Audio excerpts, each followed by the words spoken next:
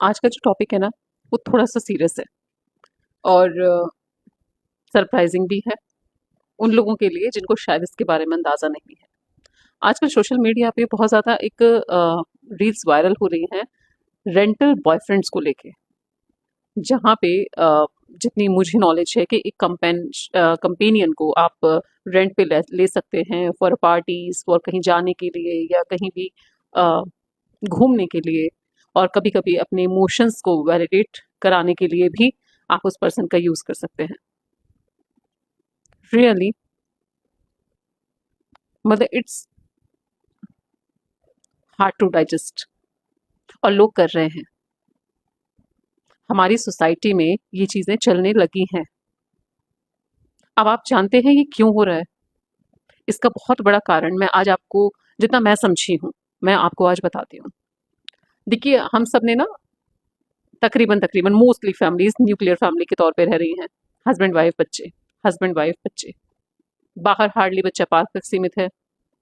Friendship होती नहीं किसी से, क्योंकि हम पहले ही बता देते हैं दुनिया कितनी क्रूअल है, कितनी कनिंग है, कितना तुम्हें मतलब बस तुम्हें ही बाहर खाने के लिए बैठी हुई है।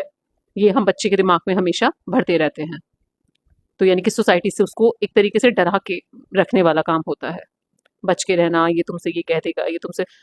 रियली मैं सच में पूछना चाहूंगी, क्या अ, मतलब इवन मैं अपने एज ग्रुप की अगर बात करूं तो क्या पेरेंट्स ने हमसे कभी ये शब्द कहे?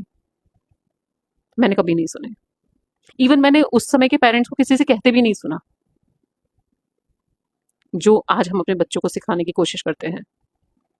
छुट्टियां हो गई हैं, बच्चों के पास में अपने कजन्स के पास जाने के लिए जगह ही नहीं है। बहुत कम बच्चे बाहर सिर्फ घूमने चले गए, मनाली शिमला, वही फैमिली के साथ में। एक समय था जब बच्चे अपने चाचा चाची के बच्चे, ताऊ जी के बच्चे, बुआ के बच्चे, मामा के बच्चों के साथ खेला करते थे, और बहुत अच्छा कंफर्टेबल उनके साथ फील करते थे। रहने आते थे एक दूसरे के यहाँ, रहने जाते थे, बच्चों को भेजा जाता था। आज इतना पैम्परिंग सर पे सवार है कि हम अपने बच्चे को भेजना ही नहीं चाहते। 2-4 दिन के लिए हमें लगता है ये कमजोर हो जाएगा, इसको खाना कब मिलेगा, इससे कोई खाना नहीं देगा, या मतलब पता नहीं क्या क्या। खुद अपने ही दिमाग में बहुत सारी नेगेटिविटीज लेके बैठे हुए हैं। लेकिन मैं आपको बताऊं, ये शायद ये सारी ही चीजें ना उस समय पर भारी हैं जो आज सोसाइटी ने अपनाना शुरू कर दिया है। पहले बच्चे एक दूसरे के साथ रहते थे, ग्रुप में रहते थे, समय समय पर मिलते थे, एक दूसरे से अपनी बातें शेयर करते थे, और कम से भी कम 5-10 कजन्स की भीड़ में वो किसी एक को अपना बहुत अच्छा कंपेनियन बना लेता था। कभी कभी रियल ब्रदर सिस्टर भी इतने अच्छी होल्डिंग नहीं रखते थे एक दूसरे के इमोशंस पे, जितने कजन सिस्टर और कजन ब्रदर्स रखते थे। And it's true. बट क्या आज है ऐसा? आज नहीं है। क्योंकि दिक्कत बच्चे की परवरिश में नहीं, दिक्कत हमारी सोच में हो गई है। हमें पहले इतनी इनसिक्योरिटीज होने लगी है कि हम बच्चों को बड़ा नहीं कर रहे, हम उन्हें परवरिश नहीं दे रहे, हम उन्हें मतलब गोद में रख के पालना चाह रहे हैं। और उसका खामियाजा ना इसी तरह की सोसाइटी आगे जो बढ़ती जा रही है ना, इसमें तब्दील होगा। जब उसके पास कोई नहीं रहेगा, क्योंकि पापा मम्मी बच्चे तो आज है, कल होगा पापा मम्मी और बच्चा बाहर निकल गया। लेकिन जब वो बच्चा बाहर निकला तो उसके पास एक कोई भी एक सिंगल लिंक भी नहीं था जिससे वो बाहर बात कर सके, अपनी बाहर की दुनिया में जो चलता है, जो वो पेरेंट्स के साथ शेयर नहीं कर पाता, वो उनके साथ शेयर कर सके। कितना ही कह लीजिए पेरेंट्स बहुत अच्छे फ्रेंड्स हैं, बहुत अच्छे फ्रेंड्स हैं, एक समय पे आके पेरेंट पेरेंट ही हो जाते हैं, और ये सही भी है। बट अगर पेरेंट पेरेंट होके ये समझ लें कि हमारी जिम्मेदारी सिर्फ और सिर्फ बच्चे को लाड़ लड़ाना नहीं है, उसे जिंदगी की सही डायरेक्शंस देते हुए उसे बड़ा करना है, ताकि वो आगे जाके अकेला ना रह जाए। क्योंकि अकेला तो कभी कोई चला ही नहीं, और अकेले जीवन चलना जीना पॉसिबल भी नहीं। छुट्टियां चल रही हैं, वेकेशन स्टार्ट हो गई हैं।